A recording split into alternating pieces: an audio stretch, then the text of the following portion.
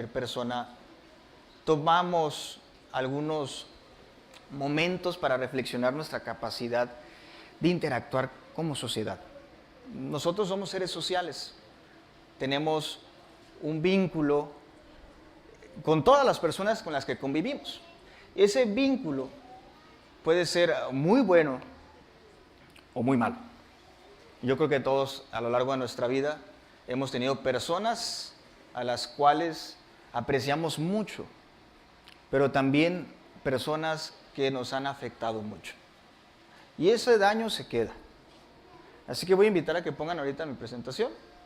Este sermón lo titulé Vivir desde la gracia, porque quiero enfocar en cómo Jesús nos llena de su gracia. ¿Okay?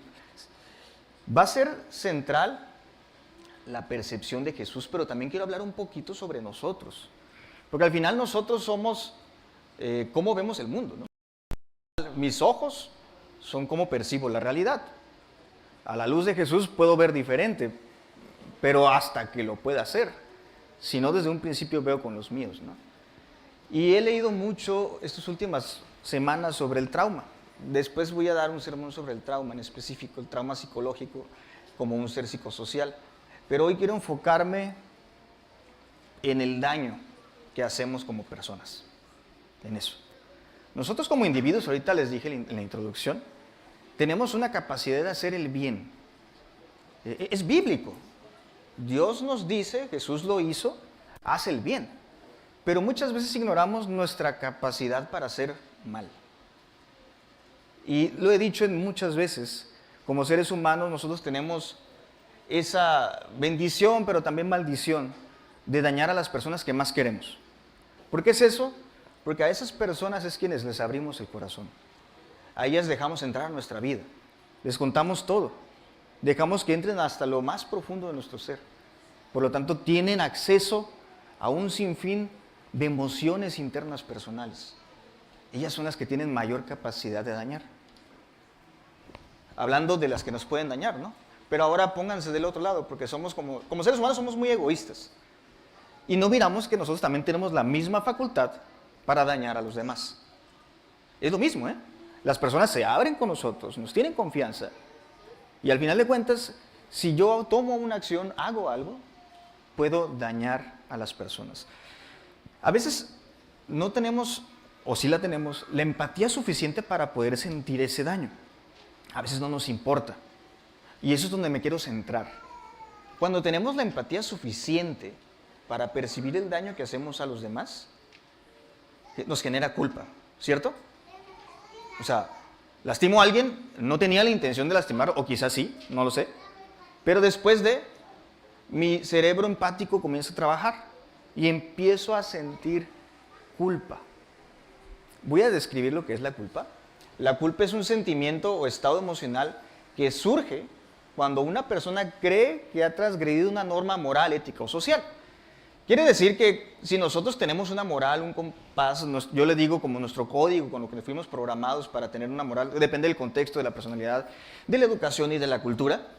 Si nosotros transgredimos eso, lo voy a poner así, lo que mi papá y mi mamá me enseñaron, ¿no? O sea, me dijeron no hacer esto, lo transgredo y me acuerdo, ¿no? De volada que mis papás me dijeron no, y entonces siento culpa. ¿Cierto o falso? Hablando de en todas las etapas de la vida, ¿eh? En todas las etapas de la vida, sean niños, adolescentes, jóvenes, adultos y ancianos, se van a acordar de ese código con el que fuimos programados. También la cultura nos hace ver las transgresiones que hacemos, ¿no? Se asocia con la conciencia del error y con la responsabilidad por una acción que ha causado daño o ha sido percibida como incorrecta. Entonces, cuando nosotros como seres humanos dañamos a alguien, a veces inconscientemente o a veces conscientemente, depende de nuestra capacidad para sentir empatía en si yo gestiono mi culpa o no. Voy a usar mucho estas palabras, ¿eh? Empatía, culpa y todo eso. ¿Por qué les digo esto? Porque va a haber quienes no puedan generar culpa. Y yo creo que más de alguna vez han conocido a alguien, o ustedes mismos han sido, ¿no? Pues es que sí, pero no me arrepiento. No me arrepiento de nada. Y ves a la otra persona llorando, ¿no? Llena de dolor O a lo mejor nosotros fuimos, ¿no?, los que sufrimos y vemos que la otra no se arrepiente y no siente culpa, ¿no? Ojo, no voy a entrar ahí, ¿no?, pero eso es una sociopatía. Eso no está bien. Hablando de nuestro cerebro, no está bien que nosotros no generemos culpa, ¿eh? Y hay dos tipos de culpa. ¿Le puedes dar clic allí? Hay dos tipos de culpa. La culpa saludable y la culpa tóxica. La culpa saludable es aquella que es natural y está bien sentir. Porque entonces, de acuerdo a mi código moral y mi ética, me dice, transgrediste algo, no está bien lo que hiciste, y me lleva a la acción. ¿Qué hace? Bueno, me alerta cuando yo veo que lastimé a alguien y me lleva a decirle, oye, ¿sabes qué? Me equivoqué, perdón, no fue mi intención. También es una que promueve la reflexión, que dice, ¿por qué lo hiciste? O sea, ¿qué te motivó? ¿Qué emoción sentiste para lastimar a alguien, para gritarle? Me lleva a actuar. También no afecta nuestra autoestima, es una forma en la que nosotros, sé que me equivoqué, sé lo que hice, pero sé que no me define como persona. Fue un error, fue un desliz. Mi error no me define, no dice que soy mala persona, simplemente dice que me equivoco, que soy humano. Esa es la culpa saludable. Y es temporal, no dura para siempre. En nuestra mente puede desaparecer cuando arreglamos las cosas, ¿no? Mientras también tenemos la culpa tóxica. La culpa tóxica no es tan sencilla, porque esa te hace percibir que eres mala persona. Que los días que te levantas te acuerdas de tu error una y otra vez y dices, ¿por qué lo hice? Soy una terrible persona, no debería de hacer esto, ya no voy a interactuar así, no merezco perdón, no merezco la bondad de la gente, y empieza a alterar la forma en que nos percibimos. Hay una disociación entre la persona que nos percibimos y la que somos. También persiste a pesar de pedir perdón y que te hayan perdonado. Esa es la culpa tóxica. Si vamos y le digo, oye, perdón porque te grité, y la persona dice, oye, ni enterado estaba, no te preocupes, no pasa nada. Pero regresas a tu casa y te acuerdas otra vez que le gritaste y sigue la culpa, una y otra vez. Esa es la tóxica, se regresa y regresa. Es también una forma en que nosotros nos paralizamos ante las acciones que nos generan ansiedad, que nos puede llevar a la depresión y a otros problemas más complicados en nuestra toma de decisiones.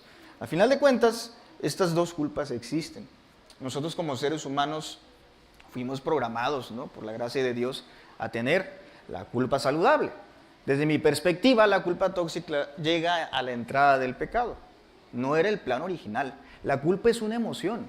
Y recuerden, nosotros como seres humanos fuimos creados como seres emocionales. Por lo tanto, las emociones deben de existir. Y si no tuviéramos culpa, les dije, si no existiera, seríamos sociópatas, lastimando al por mayor sin que me interesara cómo le va a la gente. Y estoy seguro que bajo esta introducción, muchos de ustedes ya están pensando en esas personas, ¿verdad? O a lo mejor sí, yo no lo soy. Porque, ¿quién no ha conocido a alguien que va por la vida y lastima a uno? Le dejan hablar, lastima al otro, dejan hablar, lastima al otro. Y así se va. Y dicen, yo no sé por qué no tengo amigos, ¿no? Pero así voy perdiendo a la gente. Eso es una sociopatía o un problema un poquito diferente. Voy a hablar un poco de neurociencia, porque a mí me fascina. Muy poco y muy breve y muy introductorio, pero tiene que ver con cómo trabaja nuestro cerebro. Voy a ponerles aquí un diagramita de los circuitos de culpa. Nuestro cerebro tiene varias secciones muy interesantes que regulan las cosas. En específico, cuando nosotros sentimos culpa, viene en el punto en donde se regulan las emociones en nuestro cerebro, que es el córtex prefrontal, aquí atrásito de la frente. Allí es donde nosotros regulamos las emociones. Allí es donde se toman las decisiones, se llaman funciones ejecutivas. Allí también se toma la percepción del tiempo. Si algo no está bien por allí de nuestro córtex prefrontal, entonces tenemos un problema. Porque yo tengo una incapacidad biológica para poder manejar mi culpa. Ojo, ya entramos en lo que yo mencioné ahorita, ¿no? No era el plan original que existieran las enfermedades, pero existen, ¿cierto? Entonces, aquí es donde hablo de empatía. Y quiero decirles a todos los que me escuchan hoy, el organismo no es el mismo ya. No es el mismo organismo perfecto que existió al inicio, en la creación. Y están de acuerdo que hay muchas enfermedades, ¿cierto? Y están de acuerdo que hay muchas cosas en todos los órganos, ¿no? Y el cerebro es un órgano. Es la máquina que regula todo. Si nosotros tenemos un déficit de algún problema en nuestro córtex prefrontal, nuestro comportamiento se ve afectado. Y ese comportamiento lleva a tener problemas. Por ejemplo, la ínsula, que es la parte que está abajo, allí tendríamos un conflicto, porque es quien regula cómo el cuerpo tiene sensaciones. Entonces, cuando tenemos culpa, a veces nos sonrojamos, sentimos rojo, me da vergüenza, siento como me aprieta el pecho y empieza mi cuerpo a generar efectos físicos en mi organismo. O sea, el cerebro manda esas señales, ¿eh? Quiere decir que tiene la capacidad para enfermar otros órganos. Por eso, desde ahora la psicología y la psiquiatría han mencionado cómo es muy importante la culpa, el perdón y el manejo de todo esto para poder llegar a un estado de salud sano. Antes, hace 20, 30 años, no se hablaba de esto, ni de la capacidad de... La neurociencia empieza a crecer mucho a partir del año 2000. Por lo mismo, quiero mencionarles que todo está vinculado. Por ejemplo, la amígdala, que es la puerta emocional a las cosas, y cómo nosotros tomamos decisiones viscerales. Viscerales no entra la razón, entra mi instinto primitivo y actúo antes de pensar. ¿Cuántos no conocen a alguien que creían que era incapaz de la violencia y con el momento adecuado fue capaz de violencia? Es porque entran los estímulos viscerales y eso no se pudo regular bien. Entonces, en el contexto de nuestra biología, vamos a estudiar una de las historias más fascinantes de la Biblia, que está en Juan 8, del 1 al 11.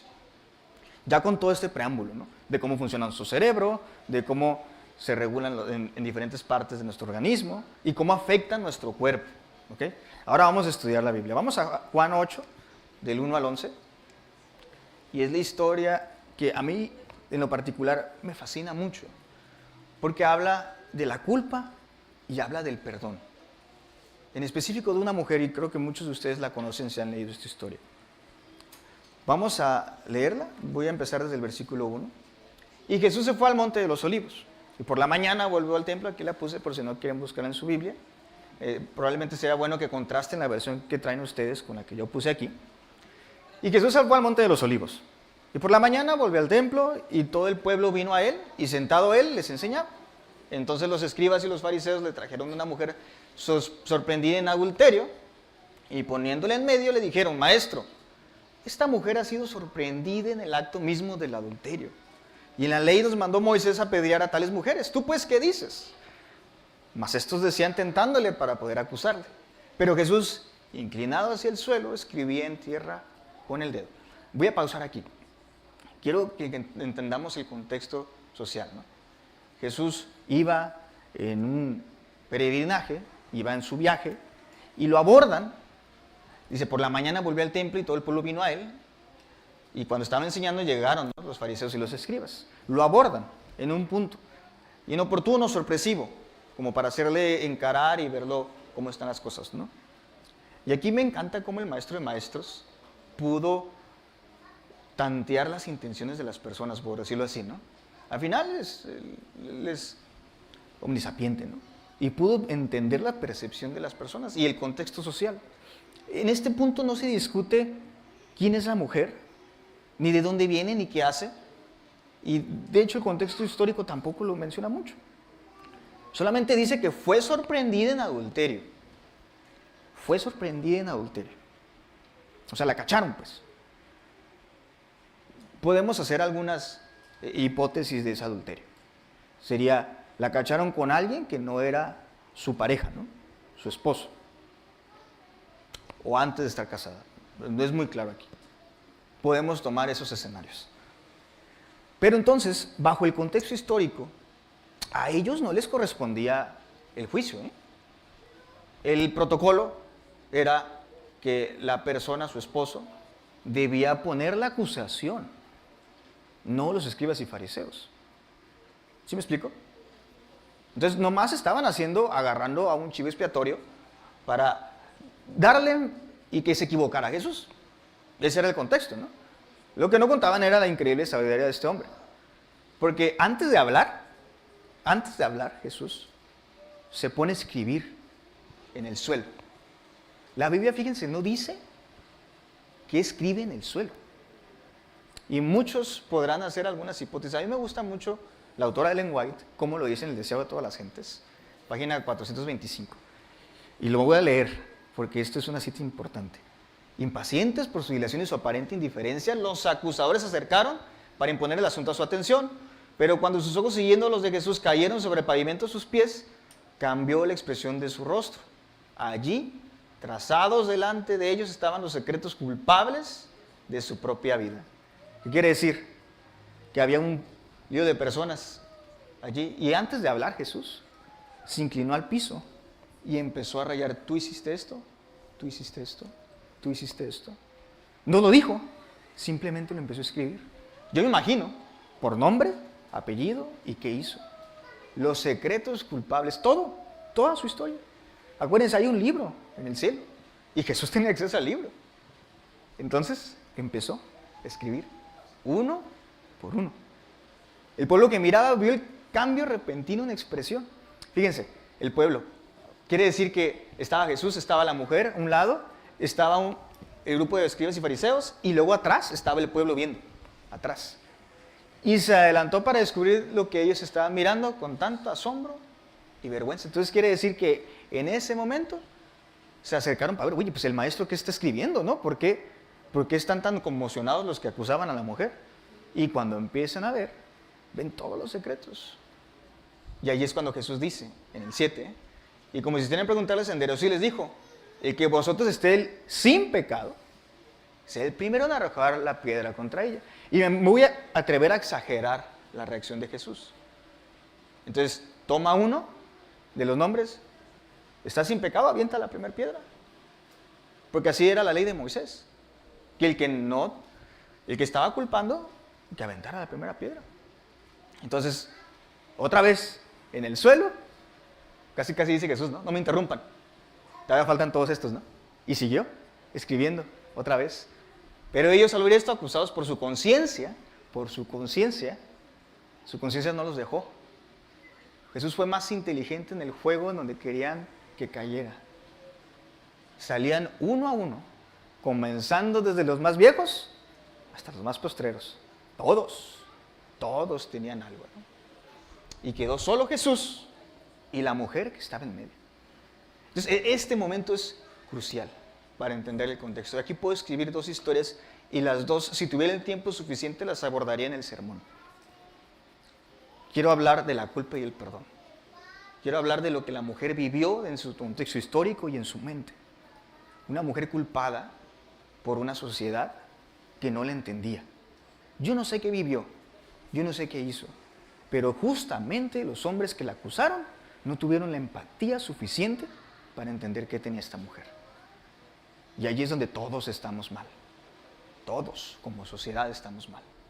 Estamos mal porque no somos una sociedad empática. Porque no entendemos que los errores de una persona vienen de un déficit biológico. Porque si entendiéramos, haríamos lo que hizo Jesús. Leamos, enderezándose Jesús y no viendo a nadie, sino a la mujer, le dijo: mujer, ¿dónde están los que te acusaban? ¿Ninguno te condenó? Y la mujer dice: ninguno, Señor. Entonces Jesús le dijo: ni yo te condeno, vete y no peques más. Esta es la historia más maravillosa de perdón. Porque Jesús es el maestro de la empatía. Y pudo entender que las decisiones que esta mujer llevó eran por causa del pecado.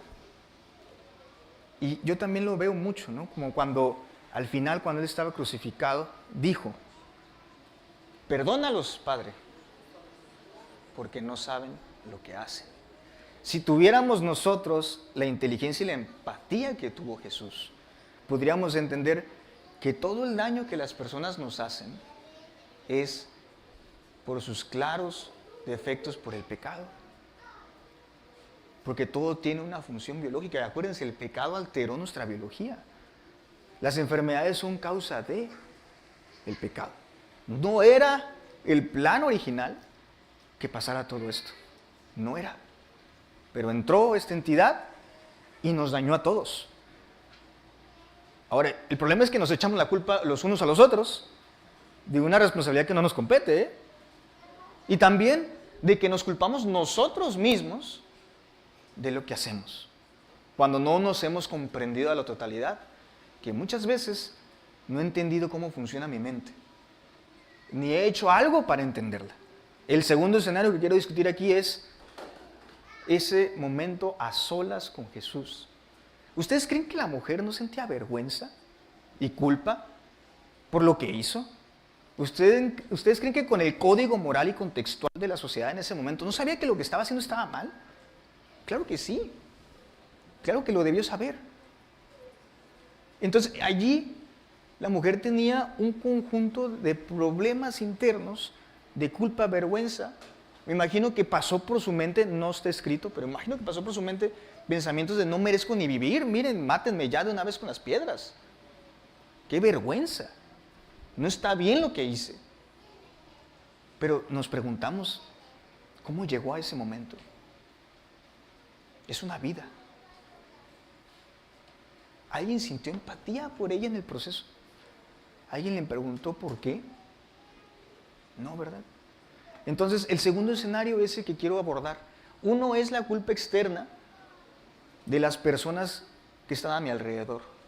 Pero el segundo es la culpa interna de las cosas que yo hago y que definitivamente afectan mi mente y mi cuerpo. ¿Saben? Podemos abordar el tema desde los dos ángulos. Decir que hemos sido atacados por la sociedad, hemos sido incomprendidos y nadie ha sido empático conmigo. Pero también eso genera un problema, que no me abordo yo. Se fijan que la historia tiene los dos enfoques. Cuando la sociedad me ataca y cuando yo me ataco. Y Jesús aborda los dos. Primero calma a la sociedad y luego te calma a ti. Porque tienes que entender, yo soy de la idea de que en esos momentos donde estuvo a solas con Jesús la mujer, entendió todo. ¿Ustedes creen que no sintió amor y compasión de Jesús cuando lo voy a decir así, cuando la protegió? Porque le iban a matar. ¿Ustedes creen que no sintió agradecimiento por él? Y luego creen que no sintió, no merezco esto. ¿Por qué me estás salvando? ¿Quién soy yo para merecer tu gracia? ¿Quién soy yo? ¿No ves de lo que me están acusando, Jesús? Y entonces ahí viene el otro problema, ¿no? Que ciertamente el contexto histórico nos acusa, nos culpa de las cosas, pero también yo, ¿cómo salgo de allí? Porque sé que hice mal. Y en el cristianismo tenemos las dos cosas. Tenemos la vertiente de que muchas veces nos vamos a sentir incomprendidos y juzgados como la mujer. Nos vamos a sentir que nadie está mal y yo soy el que estoy bien y todos ellos me están culpando de cosas. También nos vamos a sentir como cosas muy intensas de generación de culpa, de que me equivoqué y empiezo a causar, voy a decirlo así, una tormenta en un vaso de agua, cuando las cosas no son así. Y quiero sacar 3 lecciones importantes de esta historia. En Juan 8:9, voy a leer los mismos versículos, nomás voy a cambiarles el contexto. En Juan 8:9 dice, pero ellos al oír esto, acusándolos de su conciencia, salían uno a uno, comenzando desde los más viejos hasta los postreros. Y ya la mujer y Jesús se quedaron en medio. En esta reunión yo puedo hacer el enfoque principal de cómo Jesús nos protege de las cosas. Él extiende su mano de gracia para evitar la condena que normalmente la justicia buscaría por nosotros. Y acuérdense, la ley no salva, pero ciertamente condena. ¿Quién interviene por nosotros? Jesús. Entonces, eso es clave. Podrá mucha gente decirnos cosas, podré yo decirme cosas, pero quien intercede por mí, y quien se interesa por mí, y quien me va a sacar de este es Jesús. Entender eso y entender cómo funciona mi organismo es muy importante. Yo quiero hacerles algunas preguntas, no es necesario que me contesten, pero si han vivido culpa intensa a lo largo de su vida, ¿qué hiciste para generar eso? ¿En qué te equivocaste? ¿Ya pediste perdón? ¿Ya te perdonaste a ti? Porque no podemos ir por la vida cargando con toda la culpa de la vida y no buscar perdón ni al prójimo ni propio. Porque eso solamente agrava mis problemas. Es tan importante que no tengamos la mentalidad de ir por el mundo lastimando a todos, sino al contrario, ir por el mundo lastimando a la menor cantidad de gente posible. Y a veces no nos importan las consecuencias de nuestros actos. No sé si la mujer seguiría haciendo lo mismo si no intervenían. Lo que es un hecho es de que se intervino y Jesús la salva. La intervención nosotros decidimos cuándo hacerlo. Puede ser hoy, puede ser mañana, puede ser en un mes, pero es muy importante que hagamos una intervención en nuestras vidas. El número 2 es el perdón de Dios restaura. Y este es el versículo más importante de la historia. Ninguno, Señor, le dijo la mujer, ni yo te condeno. Quien tiene la autoridad de perdonar en el cielo, te puede perdonar. ¿Por qué no te perdonas tú? ¿Por qué no te liberas de eso? ¿Por qué no perdonas al que te lastimó? Y ese es el problema. A veces la imperfección de nuestro carácter y el orgullo ataca tanto que imposibilita al ser humano a buscar salvación. Lo imposibilita. Porque ¿cómo nos va a perdonar Dios si no somos capaces de perdonar nosotros? Y vamos con la bandera del orgullo, viviendo una vida causando dolor, generando culpa, generando incluso daño emocional a otras personas. Hermanos, recuerden, cada organismo es diferente. Dios nos hizo así. Nuestros cerebros trabajan diferentes todos. Por lo tanto, alguien va a percibir más fuerte una cosa que otra. Y tenemos que conciliar la idea de que en este mundo vamos a lastimar y vamos a ser lastimados. Tu capacidad para hacer mal existe porque el pecado entró.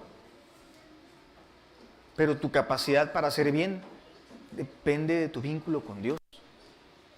Y si no lo fortaleces, y si no dejas que entre a tu vida, y si no escuchas que ni Él te condena, no va a ocurrir. Y el número 3 es el perdón propio. No estás solo. Jesús no dejó a la mujer. Pudo simplemente escribir, pudo simplemente salvarla y decirle ya, toma tu camino. Pero no, intervino. Y eso es lo importante, que cuando Jesús interviene, es imposible no actuar. Ni yo te condeno, vete y no peques más. Tu expiación se trata en tener un momento íntimo con Jesús, un momento a solas, un momento donde Él te hable. Y en ese momento te va a decir lo que tienes que hacer. A ella le dijo, no peques más. Y lo mismo les puedo decir hoy a ustedes. Si vamos por la vida generando dolor, hoy Jesús interviene por ti y por mí. Vete y no peques más. Quiero decirles cómo terminó la historia de esta mujer. El deseo de todas las gentes, página 426, dice, esto fue para ella el principio de una nueva vida. Una vida de pureza y paz consagrada al servicio de Dios. Al levantar esta alma caída, Jesús hizo un milagro mayor que el sanar al más grave enfermedad física. Curó la enfermedad espiritual que es para muerte eterna. Esa mujer penitente llegó a ser uno de sus discípulos más fervientes. Con amor y devoción abnegados retribuyó su misericordia perdonadora. Quiere decir que sí tomó la palabra. Quiere decir que sí salió y no pecó más. De lo que somos capaces de entender en esta parte es, Jesús sí la curó también físicamente, porque logró liberarla del pecado de la culpa. Y eso es muy importante. Eso sexual social, al principio acuérdense que dije que la culpa es una emoción y que hay dos tipos de culpa. y que dependiendo de cómo funcione nuestro cerebro es cómo se estimula y se genera esta culpa. Pero al momento en donde Jesús interviene, fue sanada de eso. Quiere decir que hubo un cambio biológico en su mente, en su cerebro, para que pueda ocurrir eso. Y debo darles un poco más de contexto. Imagínense cuántos años no pasó ella sintiéndose la persona más horrible de la historia. Como les digo, en el contexto histórico ella sabía que estaba mal. Y aún así, lo hizo.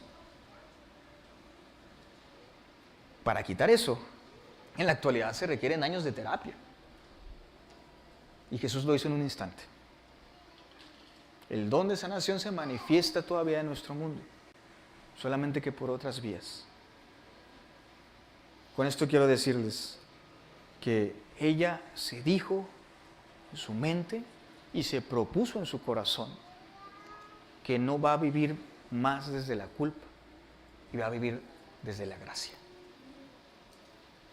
Esa misma frase quiero que la tengamos hoy todos. No sé qué has hecho, no sé cuál es la culpa más grande que tengas. Yo creo que todos hemos lastimado a alguien. Yo las cargo. Cada uno de los errores que tengo los cargo. Puedo dormir bien, pero de vez en cuando me arrepiento del dolor que hice, ¿no?